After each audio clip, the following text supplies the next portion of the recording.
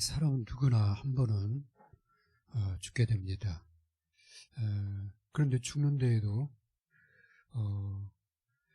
뜻과 계획이 있는 그러한 죽음이 바로 전도자의 죽음입니다. 그래서 전도자와 렘넌트의 삶과 죽음은 하나님의 절대 주권 속에 있다.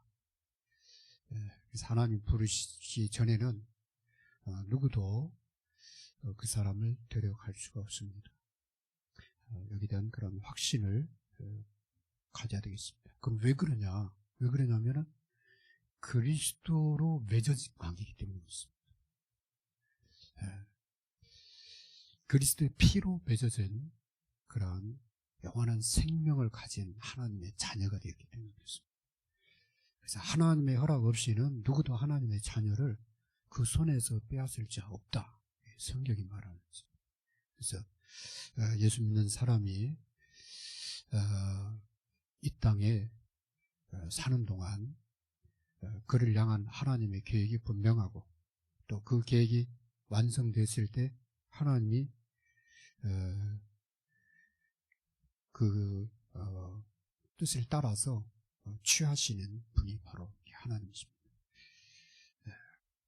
그래서 전도자 렘넌트의 삶의 하나님의 뜻, 그리고 하나님의 계획, 그리고 하나님의 영광, 이 세 가지가 반드시 있다는 것을 염두에 두셔야 됩니다.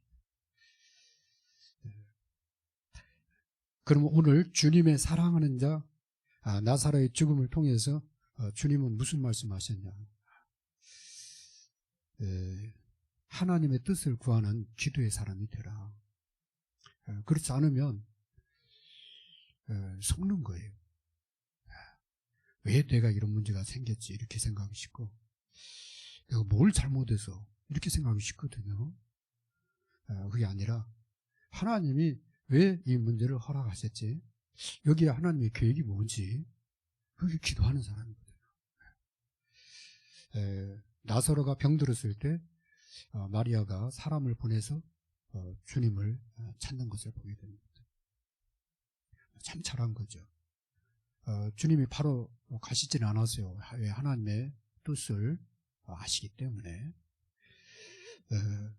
그래서 우리 전도자들은 한 주간을 시작할 때, 또 하루를 시작할 때 하나님의 말씀에 근거해서 하나님의 뜻을 구하는 기도로 시작하는 것이 가장 정상적인 겁니다.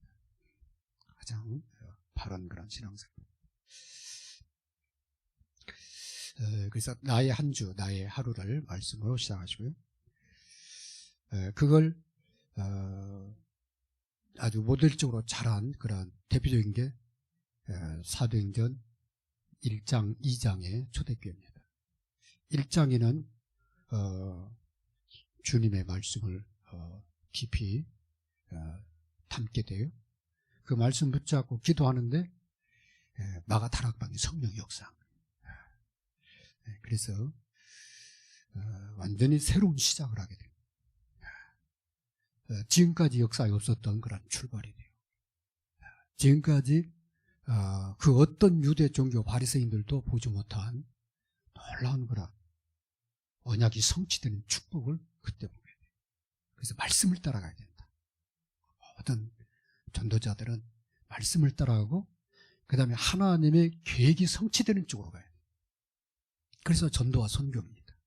그리고 생명 살아난 쪽입니다.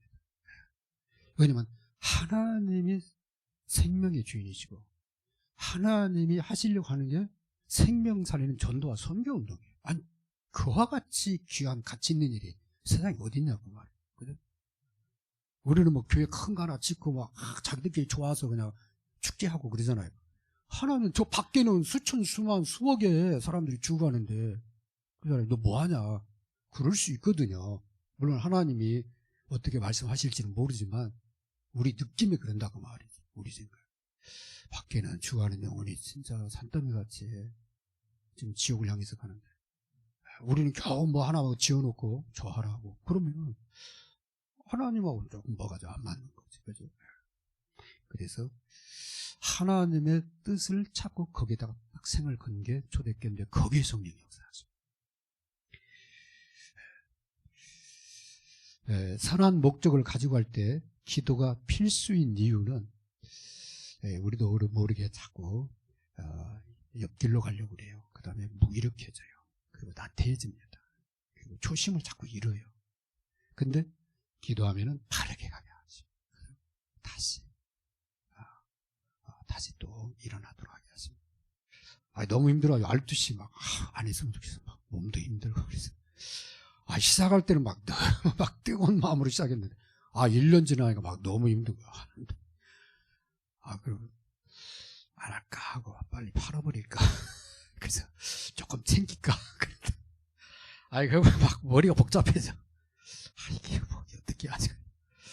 또 알루치 부르면 또 선명해져. 이게 가야 되는지 말아야 되는지. 선명한 길로 가야지 그러잖아요. 흐리멍텅한 길로 가면 안 되잖아요. 하여튼 알루치 사다 가는 겁니다. 올해도 알루치시야. 그죠? 하여튼 전도자 통해서 기도 제목 바꿀 때까지는 계속 가야 될 것 같아요. 올해도 제123 알루치 영원의 응답의 시작이라는 거는 제목으로 또 알루치 응답을 놓고 기도하게 하십니다. 두 번째입니다. 주님의 사랑하는 자 나사로 죽음을 통해서 하나님의 계획을 찾는 사람이 되라. 현장의 참 주인이 누구냐? 하나님입니다. 그 하나님과 사귀면 가질수록 내 현장에 답을 얻게 되고 거기서 인도받게 되고 보다 축복을 누리게 되는 거죠. 현장이 축복이 되는 거예요. 요셉처럼. 그래서 아브라함이 가나안 땅에 들어가서 제일 먼저 단을 쌓고 여호와 이름을 불렀다. 이거 하자고 말이에요. 아브라함의 땅이 축복의 땅이 가나안이면 나의 현장이 축복의 현장이 돼야지. 그죠? 그러면 아브라함은 그 땅에 들어가서 제일 먼저 뭐 했냐? 단을 쌓고 여호와 이름을 불렀다. 그럼 여러분 현장이 축복의 현장 되려고 하면 단을 쌓고 여호와 이름 부르는데 단은 지금 예배거든요. 그러면 강단 말씀 붙잡고 그 현장에서 기도하면 그게 곧 현장 단을 쌓는 거예요. 그죠? 현장에 예배가 드려지는 겁니다.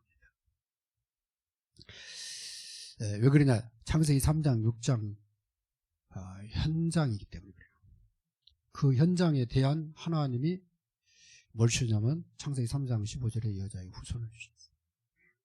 그 언약 붙잡고 요셉이 애굽에 들어갔는데 애굽이 요셉의 손에 붙잡힌 거예요.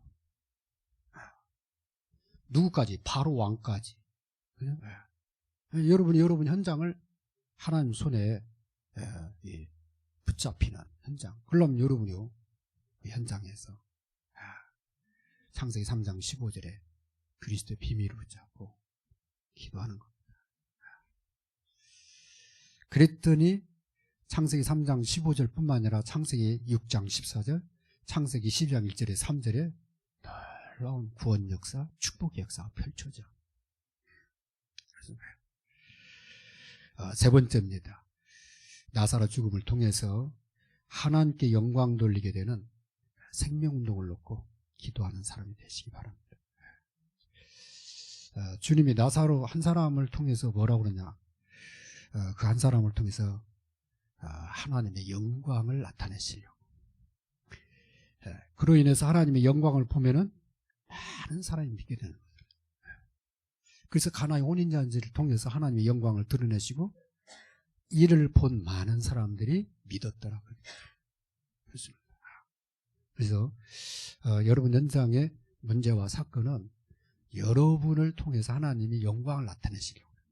문제 사건 오면 겁내지 말고 기도하면서 하나님의 역사를 보게 되면 나도 살고 우리 가정도 살고 현장도 살고 그렇게 됩니다. 하나님의 소원은 디모데전서 2장 4절에 보니까 모든 사람이 구원받기를 원하신다. 그리고 구원받은 하나님 자녀들이 진리 가운데 진리 아는 것을 원하신다. 요한복음 6장 40절에 보니까 하나님의 뜻은 하나님 보내신 자를 믿는 것이다. 믿는 자에게 영생을 약속하셨죠. 그래서 한 사람의 기도와 한 사람의 이 붙잡은 말씀 때문에 현장에 많은 그런 축복의 일들이 일어나게 되고 그걸 통해서 현장이 살아나게 됩니다. 사도행전 1장 1절에서 8절에 보니까 주의 이름이 전 세계에 증거되는 것, 거기에 대해서 주님이 말씀하셨습니다. 그래서 여러분 현장은 요셉처럼 작은 현장인데 전 세계에 영향을 미치는 그러한 일이 일어나요. 유 목사님은 그 얘기하잖아요. 우리 중직자의 현장은 바로 지교 현장인데 지교로 그 현장만 살리고 끝나는 게 아니라 2, 3, 7, 5천 종교 살리는 발판이 되는 현장이다. 그 현장에서 응답받으면 그 현장만 살아나는 게 아니에요. 2, 3, 7이 보여지게 돼 있다니까. 기도하면 되는구나. 이 복음이 땅까지 증거돼야 되는데 이거 나만 알고 가기는 너무 부족하잖아요. 그렇게 되는 거예요. 그래서 여러분 현장이 축복의 현장 되기 위해서 그 첫걸음이 하나님과 기도하는 거라. 소통. 왜? 구원받았으니까. 그래서 결론은 믿는 자의 죽음에는 하나님의 뜻이 있고 믿는 자에게 일어나는 모든 일에는 하나님의 계획이 있으니까 기도로 2025년도를 시작하시고 또 인도받으시기 바랍니다. 같이 이 시간 1분만 통성 기도하겠습니다.